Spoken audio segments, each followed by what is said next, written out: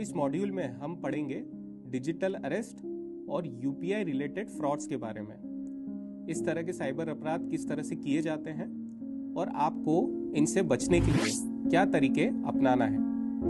क्या आपको कभी किसी अनजान नंबर से call, video call, WhatsApp call आई है जिसमें आपसे ये कहा गया हो कि आपने कोई अपराध किया है, कोई क्राइम किया है, कोई साइबर क्राइम किया है, आप पर किसी तरह की कार्रवाई हो सकती है, आपको तुरंत गिरफ्तार किया जा सकता है और उस गिरफ्तारी से बचने के लिए आपसे पैसे मांगे गए हों? अगर ऐसा है तो कृपया सावधान हो जाइए, आप डिजिटल अरेस्ट का शिकार हो सकते हैं। दोस्तों, हमें समझना पड़ेगा कि ये डिजिटल अरेस्ट आखिर है क्या।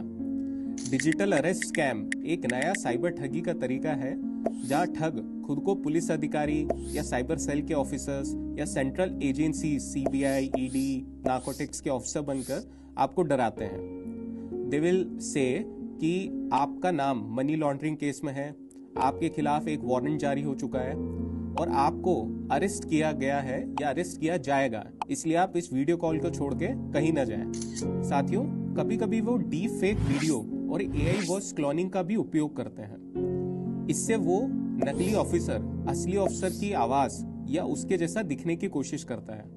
वो आपको नकली लीगल नोटिस, जैसा कि आप स्क्रीन पर देख रहे हैं, वो भी भेजने की कोशिश करेंगे ताकि आपको ये यकीन हो जाए कि ये एक असली ऑफिसर है और आपके साथ जेन्युइनली कोई अपराध आपने किया है और आप पे एक अपराध दर्ज हुआ है। अच्छा साथियों, फिर वो आपको ये भी बोलेंगे कि अगर आपको इस अपराध से बचना है या गिरफ्तारी से बचना है तो आप कुछ जुर्माना भरिए, you should give some penalty और you should give money in the form of some cryptocurrency और UPI related payment banking systems।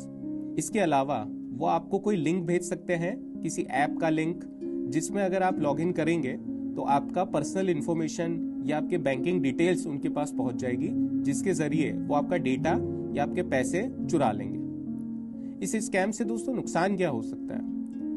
हमने पास में कई केसेस देखे हैं जिसमें लोगों के करोड़ों रुपए डिजिटल अरेस्ट के माध्यम से चुरा लिए गए। इससे कई बार लोगों की रेपुटेशन भी गई है और सबसे बड़ा नुकसान, कई लोगों ने डर में आत्महत्या भी की है। दोस्तों, अब हमको ये समझना है कि हम इस डिजिटल अरेस्ट के जाल से बच कैसे सकते हैं। साथियों, एक बात हमेशा ध्यान रखिए कि कोई भी सरकारी एजेंसी या उसका कर्मचारी या अधिकारी फोन करके या वीडियो कॉल पर पैसे नहीं मांगता।